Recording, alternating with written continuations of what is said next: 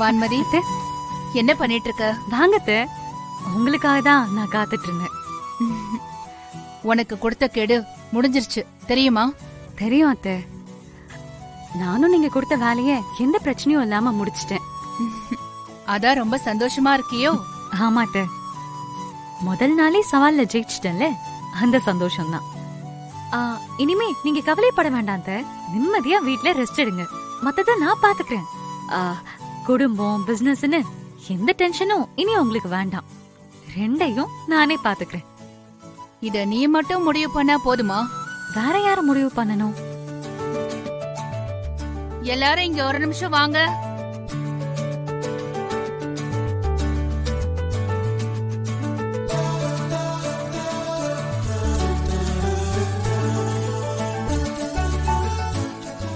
இன்னில இருந்து கடைய பாத்துக்கிற பொறுப்ப என் மருமக கிட்ட ஒப்படைக்கலான்னு இருக்கேன். உங்களோட அபிப்பிராயம் என்ன? எதுவா இருந்தாலும் மறைக்காம சொல்லுங்க. இந்த கடைய பொறுத்தவரை நீங்களும் பங்குதாரர் தான். இது வரைக்கும் உங்ககிட்ட கேட்காம நான் எந்த முடிவும் எடுத்ததில்ல. இப்பவும் அப்படிதான். சொல்லுங்க, நீங்க என்ன நினைக்கிறீங்க? எங்களுக்கு சம்மதமா? அம்மா, உங்க மருமகளுக்கு அப்படியே உங்க குணம்மா. யாருக்கிட்ட எப்படி பேசணும், எப்படி பழகணும்னு நல்லா தெரிஞ்சிருக்கு. எப்படி தட்டி கொடுத்து வேலை வாங்கணும், கிளைண்ட் கிட்டையும் கஸ்டமர் கிட்டையும் எப்படி பேசணும்னு நிர்வாக திறனும் நல்லா தெரிஞ்சிருக்குமா.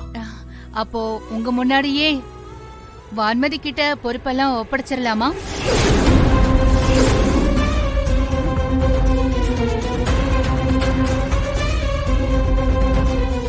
என்ன அமைதியா இருக்கீங்க? பதில் சொல்லுங்க.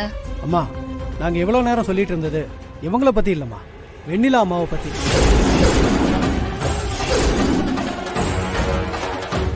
உண்மையிலேயே வெண்ணிலா அம்மா பொறுப்பெடுத்தா அவங்களுக்கு நாங்க எல்லாரும் முழு சப்போர்ட் கொடுக்க தயாரா இருக்கோம்.